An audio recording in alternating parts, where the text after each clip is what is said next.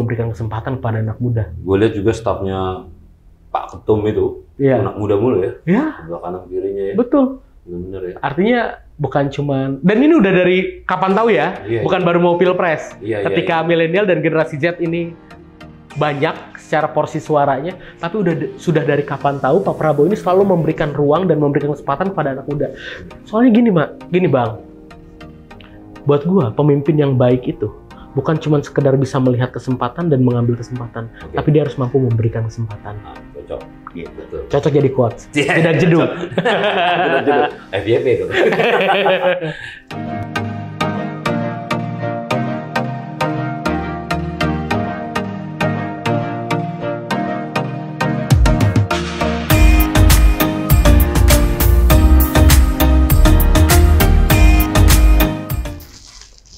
Assalamualaikum warahmatullahi wabarakatuh. Viewers ngobrol ala Indoposko dimanapun berada, jumpa lagi kita bersama saya Rahman, karib disapanya Aldo, dalam program ini di Indoposko Channel YouTube.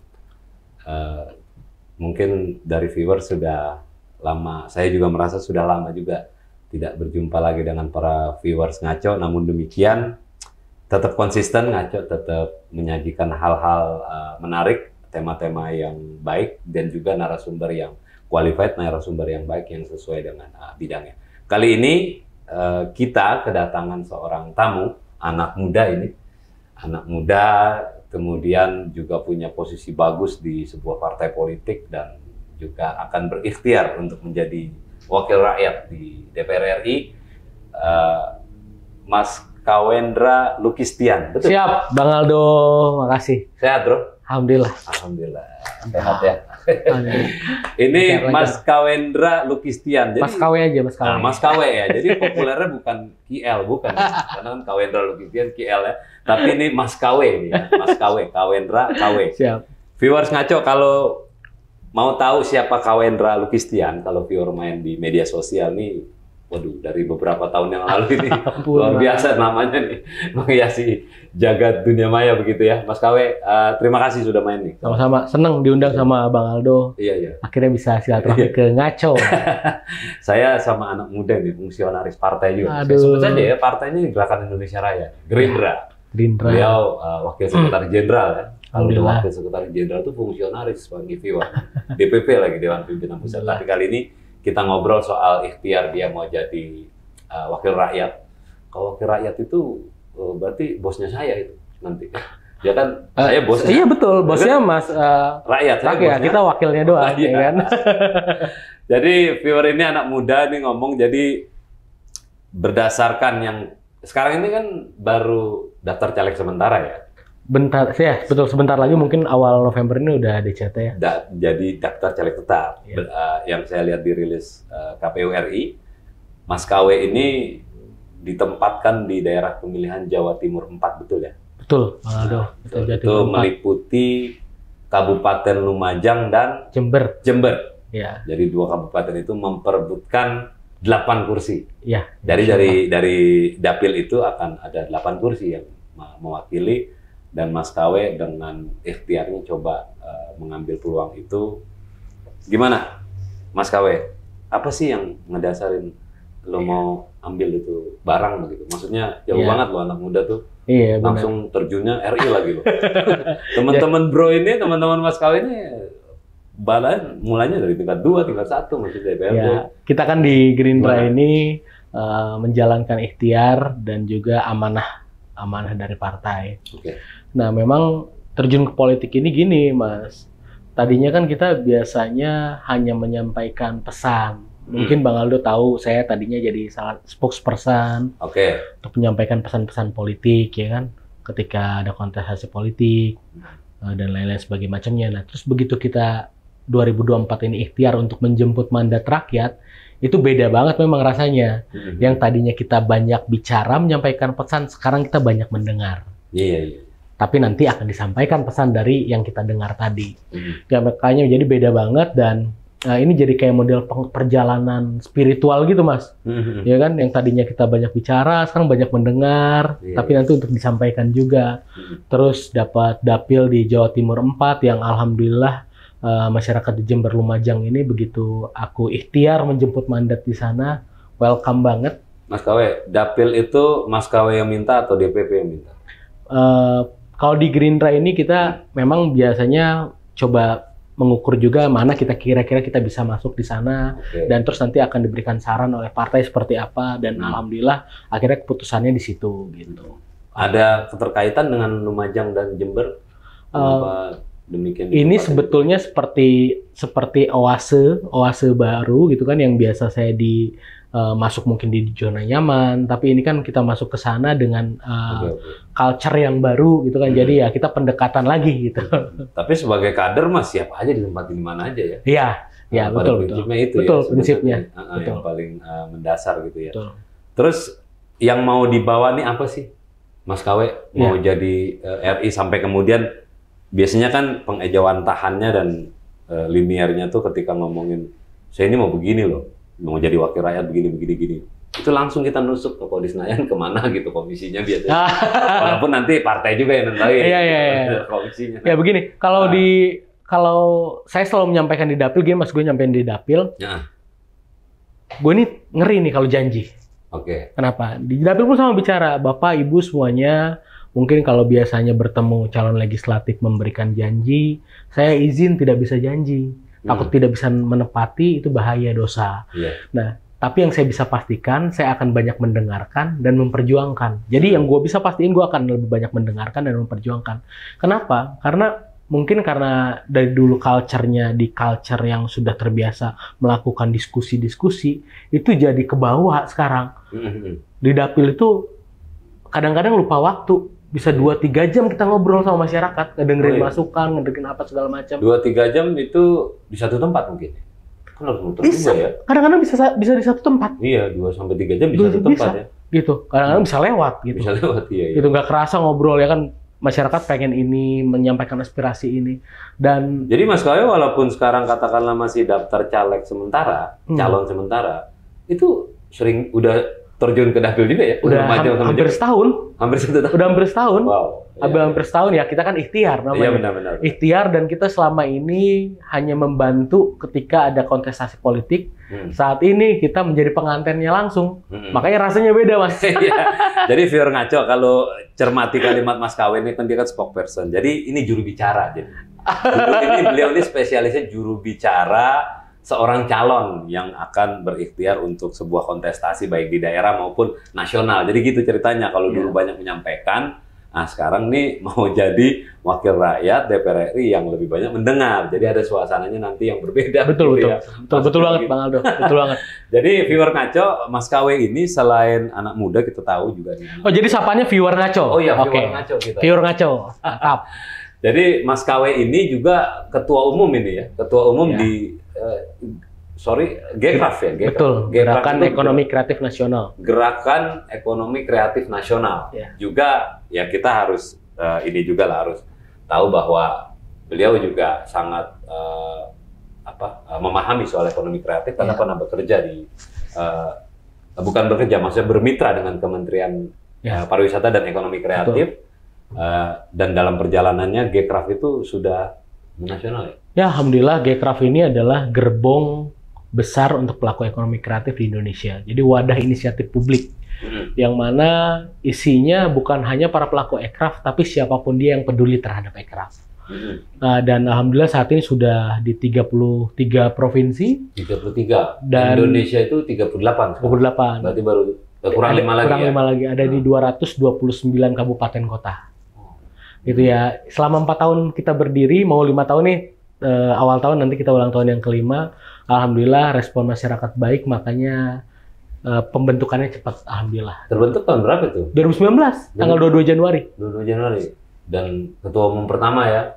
Ya, pendiri dan ketua umum pertama. Gitu. Dan ketua umum pertama ya. Kalau konsentrasinya di situ ada kaitan dengan dapil nggak? Maksudnya Mas Kawe ini mau bawa isu-isu soal ekonomi kreatif dalam perjalanan ikhtiar. Pertama kalau di Gekraf ini kan memang multicolor. Semua warna ada politik. Jadi makanya kalau di Gekraf ini kita tidak pernah bicara politik, tapi perjuangannya adalah perjuangan ekonomi kreatif.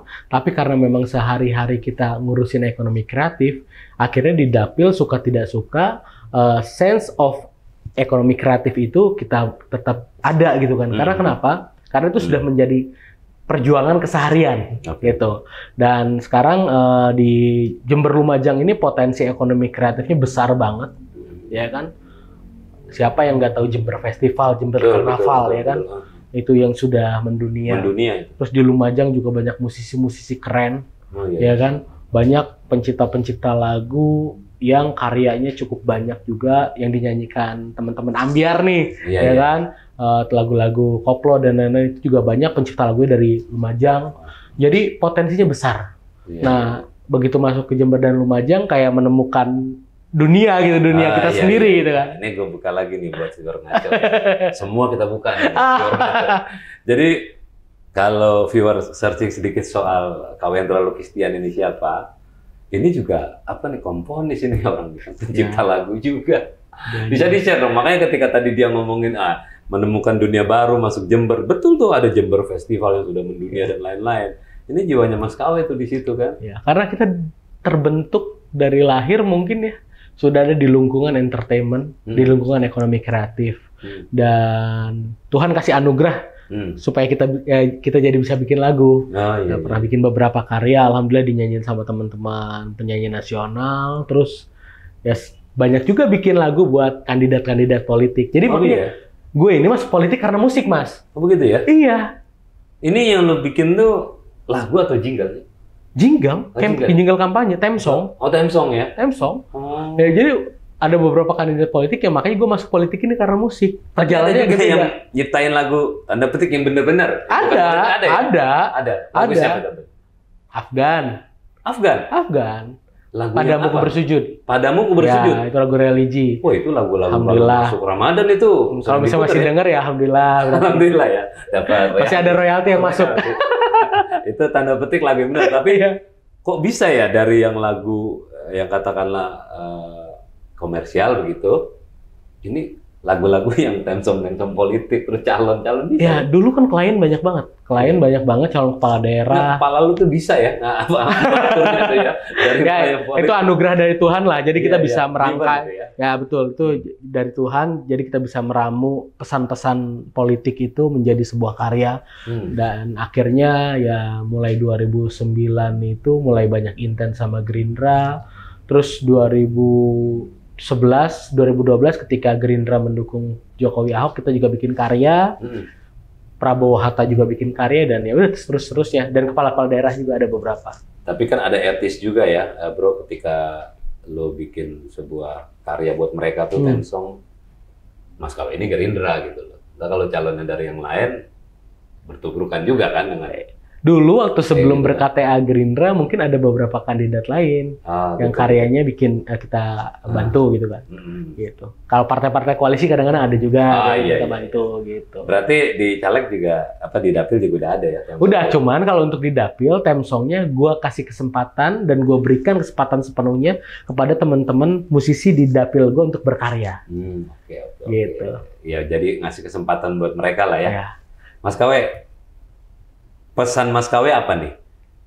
Gimana pun nyalonnya besok, selain penugasan dari partai, kemudian juga ada keinginan dari pribadi, itu udah pasti. Lu juga pasti punya pesan kan buat anak muda. Mas Kawe ini representasi dari anak muda. Anak muda yang maju nggak tanggung-tanggung DPR RI. Ya, banyak juga sih teman-teman selevel Mas Kawe, bahkan yang lagi incumbent petahana maupun yang akan berikhtiar menuju Senayan. Tapi yang pasti saya yakin Mas Kawe ini punya pesan buat teman-teman. Apa mau lu pengen nunjukin, ayo jangan takut loh anak muda tuh masuk politik, masuk gelanggang, karena nggak serem ini barang gitu loh. Ini tugas mulia buat mengantarkan rakyat sejahtera itu kalau nggak masuk kekuasaan, mana bisa kan? Gimana? Jadi gini, Mas Kawe? Politik ini adalah tools paling impactful untuk merubah kondisi masyarakat, bangsa. Dan kita jadi pengusaha, katakanlah misalnya kita jadi pengusaha, kita bisa bermanfaat untuk berapa banyak sih karyawan? 100, 200, 1000 ya kan? Once kita masuk ke politik, kebijakan yang kita dorong bisa bermanfaatnya buat jutaan orang, puluhan juta orang, ratusan juta orang. Jadi tools paling impactful itu ya politik ini. Dan gue melihat politik ini adalah salah satu jalan yang memang harus ditempuh anak-anak muda. Kenapa? Teman-teman muda kalau memang mau kondisi bangsa ini jauh lebih oke, lebih baik, ya harus kepeduliannya ditingkatkan terhadap kondisi bangsa. Kepedulian terhadap kondisi bangsa ini tidak bisa hanya dengan teriak-teriak aja. Masuk ke sistem, bicara di dalam sistem, gagasannya dituangkan di dalam sistem, insya Allah mudah-mudahan bisa diterima juga secara baik di dalam sistem itu, gitu. Walaupun penuh perdebatan dan lain sebagainya. Jadi masuk langsung, gitu. Kita anak muda jangan cuma jadi objek, betul. Pemain jadi objek dari syahwat-syahwat politik tertentu, betul, gitu kan. Betul. Tapi harus jadi subjek langsung, masuk, ya kan. Bicara di dalam, ya kan. Ikut ambil peran, jangan sampai buta politik. Betul. Kata Bertolt Brecht, buta terburuk adalah buta politik. Gitu. Itu kan semua kondisi bangsa sekarang ini semuanya pasti dampak dari kebijakan politik. Nah, jadi memang tools yang paling efektif, yang paling impactful ya politik. Dan anak muda tuh 60% pemilih besok. Ya, betul. Bisa 60%. Gen milenial dan Gen Z itu hampir 60%. Jadi ketika ngelihat teman-teman muda yang sudah jadi maupun besok yang akan bertarung, Mas Kawe tuh ngelihatnya gimana? Seneng banget. Seneng ya pasti. Seneng banget. Walaupun mereka berbeda bendera sama. Itu hal lain. Itu hal lain. Tapi ketika sense of politik di anak-anak muda ini udah mulai pada tumbuh, ini buat kita sebagai generasi muda juga senang. Artinya teman seperjuangan makin banyak nih. Iya benar. Teman segenerasi seperjuangan banyak, gitu kan. Teman ngopi juga. Banyak. Karena gini Mas, Bang, kalau suka nggak suka, kalau kita sesama teman-teman muda, ketika bicara, insya Allah tidak mungkin tidak menemukan solusi. Betul. Permasalahan apapun. Jadi dengan masuknya anak-anak muda ke politik, ini menjadi angin segar buat kondisi Indonesia, dan suka tidak suka, pada akhirnya nanti yang banyak berperan dalam pengelolaan negara adalah generasi-generasi muda ini. Oke. Jadi seberapa jauh partainya Mas Kawe, Gerindra dalam hal ini memberi peran seorang ketua umum, Pak Prabowo Subianto kan ketua umum. Lalu ketua harian Pak Sukmi Dasko Ahmad, begitu ya. Betul. Nah, Mas Kawe ini kerja di beliau juga ya, lagi bantu-bantu ya. Waktu ketua DPR RI itu kan. Seberapa besar punya perhatian lebih dan memberi peluang kepada anak muda dalam kontestasi di pemilu besok bagi Gerindra? Maksud saya, selain Mas Kawe ini banyak nggak? Banyak banget. Banyak kan? Banyak banget. Teman-teman muda yang dikasih peran, bukan cuma sekedar formalitas loh ya, tapi betul-betul diberikan peran dan ruang yang besar untuk bagaimana gagasan-gagasan mudanya ini diimplementasikan secara langsung di berbagai daerah. Gitu. Gerindra punya banyak ketua parlemen anak-anak muda. Yang usianya baru 35, ada beberapa. Terus sekarang juga ada kepala daerah juga tuh. Muda ada. Ada Herman Safar di Bukit Tinggi, masih muda, di bawah 40 kan, 30 sekian ya. Gitu. Terus ada di beberapa daerah lain. Jadi yang penyalek juga selain ada. Banyak anak-anak muda. Jadi Pak Prabowo, Bang Dasko, Bang Muzani, Bang Sugi, dan pimpinan-pimpinan partai di Gerindra ini tidak pernah ragu untuk memberikan kesempatan kepada teman-teman muda. Karena para pimpinan-pimpinan, abang-abang kita ini, itu juga mereka menyadari bahwa teman-teman muda harus dapat ruang yang lebar. Supaya apa? Supaya gagasannya didengar, ya kan? Gagasannya didengar. Dan Pak Prabowo pun sama. Pak Prabowo dari dulu selalu memberikan kesempatan kepada anak muda. Gue lihat juga stafnya Pak Ketum itu, anak muda mulu ya. Sebelah kanan kirinya ya. Betul. Benar ya. Artinya bukan cuman, dan ini udah dari kapan tahu ya, bukan baru mau pilpres. Ketika milenial dan generasi Z ini banyak secara porsi suaranya, tapi sudah dari kapan tahu Pak Prabowo ini selalu memberikan ruang dan memberikan kesempatan kepada anak muda. Soalnya gini Bang, buat gua pemimpin yang baik itu bukan cuma sekedar bisa melihat kesempatan dan mengambil kesempatan, tapi dia harus mampu memberikan kesempatan. Cocok. Betul. Cocok jadi quotes. Tidak jeduk. FYP itu. Dan kita percaya beliau aja Wakil Sekretaris Jenderal. Ya, alhamdulillah. Kalau Wakil Sekretaris Jenderal itu kalau rapat harian ikut. Itu karena udah masuk pengurus harian. Artinya emang benar-benar komitmen yang dilakukan oleh Gerindra. Oke, Mas Kawe, siap. Kita beranjak nih. Gimana Bang? Kita beranjak. Jangan yang serem-serem Bang. Enggak lah. Cuma kan rasanya kalau ngomongin pencalekan pemilu 14 Februari 2024. Amin. Insyaallah. Pemilu itu serentak kita kan. Ada pileg, milih Bang Kawendra nih kan. Sama satu lagi hari apa kali kasih sayang katanya 14. Tapi kan kita setiap hari kasih sayang. Yang pasti 14 Februari itu election day. Election day. Selain pileg kita juga harus pilpres. Betul. Dan kita tahu viewer semuanya ya kita ini apa adanya bahwa kembali partainya Mas Kawe, Gerakan Indonesia Raya, Gerindra mencalonkan ketua umumnya Pak Prabowo Subianto sebagai capres. Koalisi juga udah banyak, akhir-akhir ini ada beberapa, bahkan bocoran dari beberapa fungsionaris bakal ada lagi yang merapat begitu ya. Ada partai yang mau mendukung Pak Prabowo, walaupun belum ketemu pasangannya nih ya kan.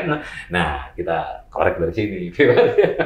Gimana? Yang terjadi apa Bang? Pak Prabowo sampai sekarang belum bisa menemukan pendampingnya. Biasanya menemukan pendamping terbaik itu butuh proses. Oke, standar itu kayak butuh proses, butuh proses yang matang, yang paling top, insya Allah dapat yang terbaik. Karena itu juga untuk mencari chemistry. Betul. Kecocokan. Betul. Visi. Gitu. Dan saya yakin Pak Prabowo dan para pimpinan di Koalisi Indonesia Maju, kita punya mekanisme internal untuk menentukan siapa yang terbaik yang akan diusung nanti. Iya. Mendampingi Pak Prabowo pastinya. 7-8 hari lagi hari pertama pendaftaran. Betul, 19 Oktober sampai 25 kan? 25. Gitu. Jadi sabar, sebentar lagi pasti jawaban dari berbagai macam kalangan dan semuanya. Tapi lo nggak membantah ya Mas Kawe kalau berseliweran di media nama-nama disebut? Iya dong, kan udah. Itu kalau itu udah clue udah pasti udah pada ya. tahu loh siapa aja yang disebut gitu kan. Artinya itu yang lagi digodok sama Koalisi Indonesia Maju maupun dengan ya Pak Prabowo sendiri sebagai calon RI 1-nya itu sendiri ya. Kemudian ini kan yang ketiga nih Pak Prabowo Maju ya. Iya betul. Yang ketiga. Menurut gua sih Mas ya kalau lu sih udah pasti optimistis ya. Kayaknya kalau ngelihat hal-hal yang lain, pemberitaan dan lain-lain, kemudian tingkat kepuasan, kemudian elektabilitas dan lain-lain, agak-agak lumayan ya Pak Prabowo sekarang. Ya kita optimis banget, insya Allah mudah-mudahan 2024 ini wayai Pak Prabowo. Karena kenapa? Suka nggak suka, ya kita harus menyadari ya. Kita harus menyadari, kita harus mengakui bahwa perjuangan untuk bangsa dan negara yang sudah dilakukan Pak Prabowo bukan 1-2 tahun. Ya kan, dari beliau mungkin masih di prajurit, sudah siap mendermakan nyawanya buat bangsa dan negara. Begitu masuk ke politik juga sama, ya kan, apapun hasilnya konsisten perjuangan beliau adalah bagaimana kesejahteraan rakyat. Dan 2024 ini, terutama teman-teman milenial dan generasi Z, gue yakin makin cerdas, makin pinter, makin bisa jeli melihat kondisi yang ada, melihat bahwa Pak Prabowo ini figur yang tidak kaleng-kaleng, bukan figur yang perjuangannya lip service, tapi menjiwai banget. Beberapa minggu lalu gue posting konten di Instagram gue bercerita bahwa 2010 lalu pertama kali gue naik ke Hambalang, pertama kali gue ke rumah Pak Prabowo, jadi itu kan dari keluar tol Sentul itu sekitar 10 km lagi tuh naik ke Hambalang. Di tengah perjalanan itu gue pengen ke toilet tuh, Bang. Di tengah perjalanan? Di tengah perjalanan ke rumah Bapak, nggak tahan tuh pengen ke toilet. Gue ikut ke rumah warga di situ. Berhenti gitu kan. Kilometer berapa lupa gue itu. Terus Bu, saya boleh ikut kamar mandi gini-gini. Oh yuk silakan Mas. Ya. Ikut lah ke kamar mandi. Begitu selesai ikut kamar mandi mau kemana Mas? Mau ke Bapak. Salam ya buat Bapak. Tolong sampaikan kirimannya bulan ini sudah sampai. Kiriman apa? Gue bilang kan penasaran, kita kepo kan. Bapak itu insya Allah selalu memberikan yang namanya bantuan beras. Terus apa? Susu buat masyarakat sekitar situ. Ini 2010, Mas. 2010 itu? 2010 baru kalah Pilpres Mega Pro. Masih jauh mau Pilpres Prabowo Hatta. Artinya ini orang bukan kosmetik. Baru 1 tahun setelah pertama kali Gerindra ikut pemilu. Betul. Ya kan ikut pemilu 2009. Betul. Artinya beliau ini tulus dan bukan dibuat-buat. Mau Pilpres lagi masih jauh. Baru kalah Pilpres di 2009. Buat cawapres waktu itu. Iya. Begitulah dia akhirnya, oh top ini orang. Iya. Top ini orang.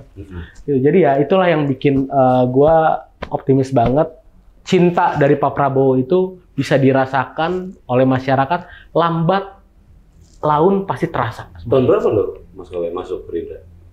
Gue intens dari awal Gerindra berdiri itu udah intens sama 2008. 2008 ya? Udah intens, cuman belum ber-KTA. Oh iya. Belum ber-KTA apa. Pokoknya begitu akhirnya ikut di tim sukses pemenangan, baik Pilgub, Pilpres. Yang tentunya yang calon didorong oleh Gerindra. Betul. Kan? Nah, berarti ini kan ada sinergis ya, walaupun sebegitu terkenalnya Pak Prabowo, sebegitu menjadi hero-nya Pak Prabowo bagi rakyat Indonesia gitu, yang mencintai dia, yang tahu dia. Di sisi lain kan tetap lo harus bagaimanapun Pak Prabowo tuh harus dijual gitu. Bagaimana caranya besok tuh bisa dipilih gitu.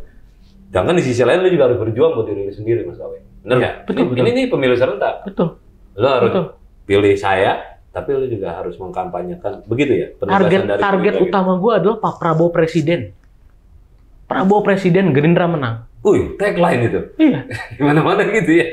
Jadi Prabowo Presiden, Gerindra menang. Iya, Jadi semangat semua kader, semua caleg adalah bagaimana kita ini bergerak buat memastikan kepada rakyat pesan-pesan Pak Prabowo ini sampai. Kita ini caleg-caleg, apalah artinya kalau tanpa ada semangat dari Bapak? Iya. Gitu. Jadi semangat itu yang kita dorong. Energi dari Bapak kita sampaikan ke masyarakat.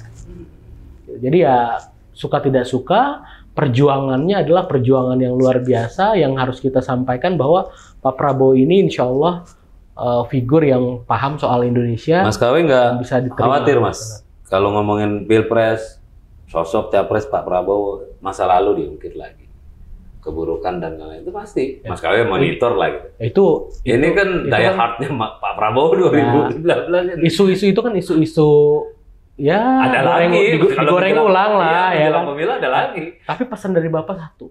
Iya. Fokus kerja, nggak boleh serang kanan kiri. Udah. Demokrasinya harus sejuk. Harus fokus ke tujuan. Udah berbeda ya Pak Prabowo sekarang ya.